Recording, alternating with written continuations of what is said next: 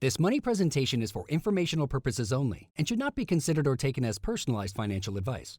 Good morning, I'm Jason Steele. I'm the credit card expert for money.com, and we are really excited to have my good friend Winnie Sun here on video with us from Orange County, California. And for those of you who don't know Winnie Sun, she is a very renowned financial planner. She's a social media star, even a traditional media star.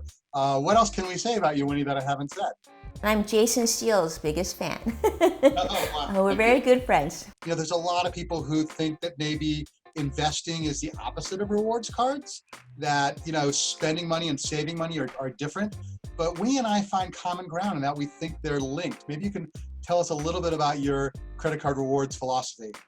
Yes, Jason, absolutely. I think, when we talk about financial confidence and independence, it's critical, of course, that your financial picture is sound, is savvy, and you're making the right decisions in terms of your budget, in terms of your savings, in terms of your planning. But once you've established that and you have the confidence to know when to spend and when to save, then sort of that next level is what are other creative ways that I can utilize based on my income needs, my spending needs, and perhaps even like my normal expenditures to be able to translate into spending less money for travel. So I think that is a primary reason why I gravitated to your content, and right, it's something that I share with a number of our clients, as well as the importance of understanding how to utilize the tool of credit card spend and not seeing it as a negative necessarily, but if you know that you're going to pay your bills off each and every month in full, it's a great way to leverage. There's that old saying, a penny saved is a penny earned. Well, I would argue that it's actually better, because when you earn a penny, you pay taxes on it. When you save a penny, which in my opinion, that's what we're doing with credit card rewards, those rewards are not taxable. The IRS is generous enough not to want to delve into points and miles.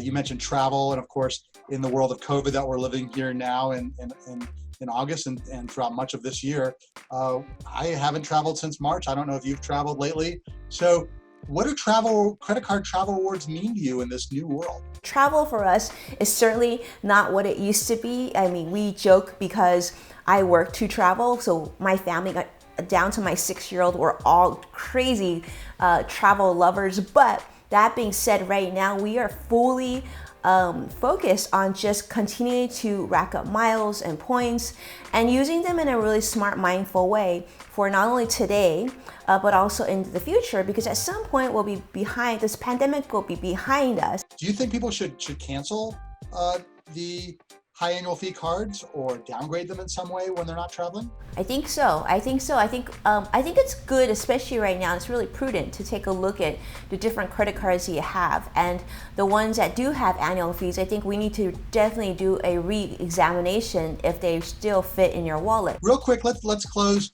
Maybe you can offer me, and we'll go back and forth here a little bit, offer me three really good credit card deals you've seen, maybe that are a little bit specific to COVID, like that make sense really right now at this moment. Credit card deals that make sense. I think I really like the grocery multiples right now on the Chase cards. I think that's great.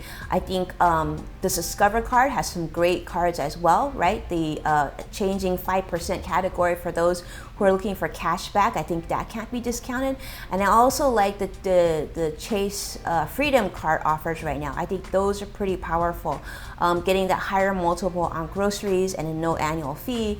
And I think they even have, I think, a 0% transfer on some of those cards, which I think is helpful for those of you who might be having to carry a credit card balance temporarily. So I think you're referring to the Freedom Unlimited, which now has an offer where you get 5% back on groceries for 1 year from the day you open your account, with a $12,000 annual limit. And that, for those of you who know the Freedom Unlimited, it's 1.5% cash back on everything.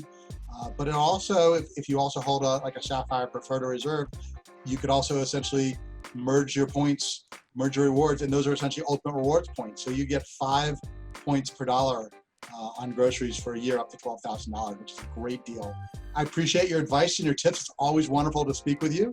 And anything you want to leave us with? Thank you so much for having me, Jason. I really appreciate it. And most importantly, I hope we get to travel together at some point again. And I think you're also on Twitter, aren't you? I am. I'm very active on Twitter. Maybe just a little bit, Jason. Thank you for the reminder. Very modest here. Yeah, and I'm Jason Steele. I'm the credit card expert for money.com, and everyone have a great day and stay safe.